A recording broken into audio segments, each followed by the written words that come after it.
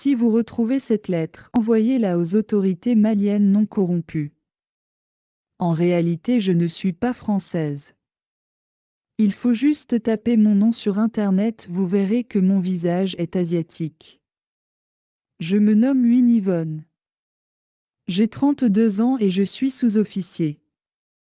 Mon unité est 2e RH. Je suis dans l'armée française et nous sommes au Mali. Aujourd'hui c'est le 2 mars 2020, il est 10h45. Après plusieurs moments sur ce territoire malien, j'ai compris qu'on nous a menti depuis la France. Voyant des familles pauvres ici et très sympas, je me suis demandé pourquoi nous sommes là et comment des gens aussi sympas peuvent être en guerre, d'où viennent toutes ces armes. À ma grande surprise, un jour j'ai vu notre chef recruter des jeunes dans des villages. Soi-disant que ce sont nos guides. Pour reconnaître les routes et nous permettront de faire la différence entre terroristes et non-terroristes. En réalité, c'était une couverture parce que ces jeunes avaient reçu des armes, qui avaient quitté la France avec nous, et notre chef leur a dit d'aller protéger leur village. Ils avaient reçu des radios et des téléphones afin de pouvoir nous informer à tout moment. Nous ne bougeons jamais de notre base sauf une fois par semaine. On faisait de petites patrouilles. Pour être plus clair, on partait faire des explorations de sites puis après des spécialistes venaient exploiter. Nous avons pu armer plus de 14 villages autour de nous.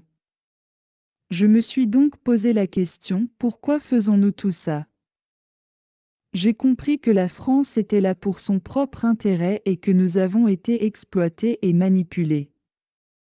À l'heure où j'écris cette lettre, j'ai les larmes aux yeux et je ne peux pas continuer à faire ce mal. La France donne des armes à vos frères dans les villages. Ces villages sont mis en conflit pour que cette guerre ne finisse pas et après il y a une guerre ethnique entre les villages ou une guerre de propriétaires de terres. Nous avons tous les moyens pour arrêter cette guerre des terroristes. Nous avons des drones. Nous avons des appareils de localisation. Nous avons même des avions très capables de détruire à des kilomètres.